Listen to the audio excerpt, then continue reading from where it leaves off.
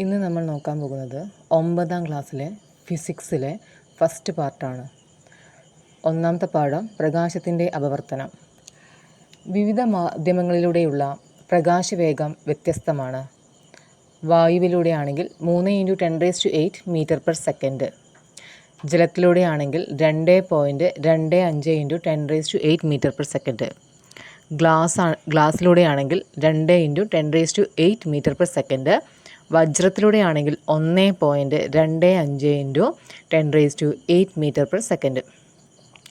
പ്രകാശത്തിൻ്റെ ശൂന്യതയിലെ വേഗവും ഒരു മാധ്യമത്തിലെ വേഗവും തമ്മിലുള്ള അനുപാത സംഖ്യയാണ് ആ മാധ്യമത്തിൻ്റെ അപവർത്തനാങ്കം.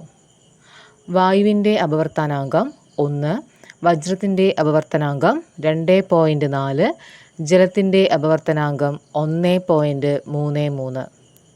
അപവർത്തന രശ്മിക്കും പതനബിന്ദുവിലെ ലംബത്തിനും ഇടയിലുള്ള കോൺ ആണ് അപവർത്തന കോൺ. മാധ്യമത്തിൻ്റെ വിഭജന തലത്തിലേക്ക് ലംബമായി പതിക്കുന്ന പ്രകാശരശ്മിക്ക് അപവർത്തനം സംഭവിക്കുന്നില്ല. പ്രകാശിക സാന്ദ്രത കൂടിയ മാധ്യമത്തിൽ നിന്ന് കുറഞ്ഞ മാധ്യമത്തിലേക്ക് പ്രകാശരശ്മി കടക്കുമ്പോൾ അപവർത്തന കോൺ 90° ആകുന്ന സന്ദർഭത്തിലെ പതനകോൺ ആണ് ക്രിട്ടിക്കൽ കോണ്. ഗ്ലാസ് വായു ജോഡിയിൽ ക്രിട്ടിക്കൽ കോൺ 42° ആണ്.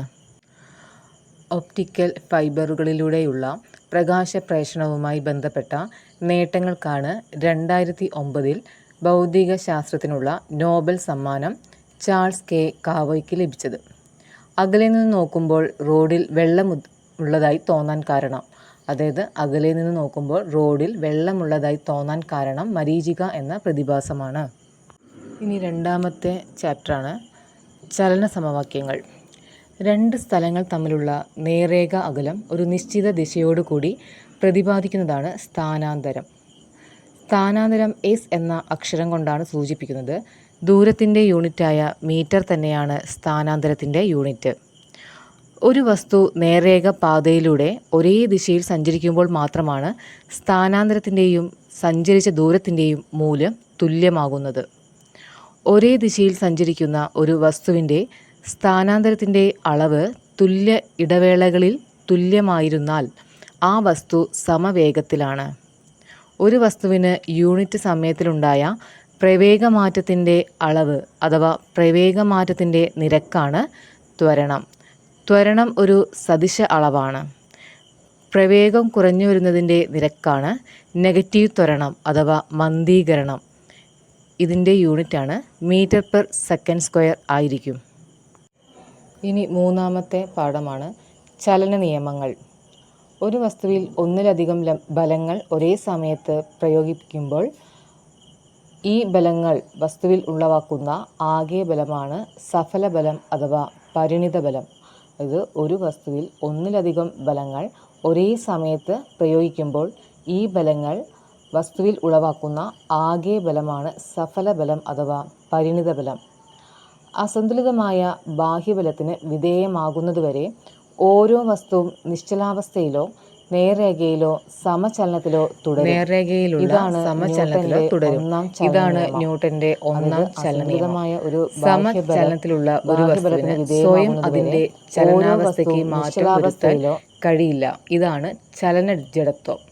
ഒരു വസ്തുവിന് അതിന്റെ നിശ്ചലാവസ്ഥയിലോ ചലനാവസ്ഥയിലോ തുടരാനുള്ള പ്രവണതയാണ് ജഡത്വം. ചലിച്ചുകൊണ്ടിരിക്കുന്ന വസ്തുവിൻ്റെ മാസിൻ്റെയും പ്രവേഗത്തിൻ്റെയും ഗുണനഫലമാണ് അതിൻ്റെ മൊമെൻറ്റം. P = mv. മൊമെൻറ്റം ഒരു സദിശ അളവാണ്. പ്രവേഗത്തിൻ്റെ ദിശയാണ് അതിൻ്റെ ദിശ. ഒരു വസ്തുവിനുണ്ടാകുന്ന മൊമെൻ്റ വ്യത്യാസ നിരക്ക് ആ വസ്തുവിൽ പ്രയോഗിക്കുന്ന അസന്തുലിത ബാഹ്യബലത്തിന് നേർ അനുപാതത്തിലായിരിക്കും. മൊമെൻ്റ വ്യത്യാസം ഉണ്ടാകുന്നത് പരിണിത ബലത്തിൻ്റെ ദിശയിലായിരിക്കും. F = kma. K എന്നത് ഒരു സ്ഥിരസംഖ്യയാണ്. ബലത്തിൻ്റെ SI യൂണിറ്റാണ് ന്യൂട്ടൺ. വളരെ ചെറിയ സമയത്തേക്ക് പ്രയോഗിക്കുന്ന വലിയ ബലമാണ് ആവേഗബലം. ഈ ബലത്തിൻ്റെയും സമയത്തിൻ്റെയും ഗുണനഫലമാണ് ബലത്തിൻ്റെ ആവേഗം. I = F × T. ഏതൊരു ബലത്തിനും തുല്യവും വിപരീതവുമായ ഒരു പ്രതിബലം ഉണ്ടായിരിക്കും. ഇതാണ് ന്യൂട്ടൻ്റെ മൂന്നാം ചലന നിയമം. ഇനി അടുത്ത പാഠം 4 ഗുരുത്വാകർഷണം. പ്രപഞ്ചത്തിലുള്ള എല്ലാ വസ്തുക്കളും പരസ്പരം ആകർഷിക്കുന്നു. 2 വസ്തുക്കൾ തമ്മിലുള്ള ആകർഷണബലം അവയുടെ മാസുകളുടെ ഗുണനഫലത്തിന് നേർ അനുപാതത്തിലായിരിക്കും. അകലത്തിൻ്റെ വർഗത്തിന് വിപരീത അനുപാതത്തിലും ആണ്. ഇത് സാർവത്രിക ഗുരുത്വാകർഷണ നിയമം എന്നറിയപ്പെടുന്നു. F=gm1m2/d². g എന്നത് ഗുരുത്വാകർഷണ സ്ഥിരാങ്കമാണ്. ജിയുടെ മൂല്യം 6.67 × 10⁻⁻11 newton metre square per kilogram square. പ്രപഞ്ചത്തിൽ ജിയുടെ മൂല്യം എല്ലായിടത്തും തുല്യമായിരിക്കും.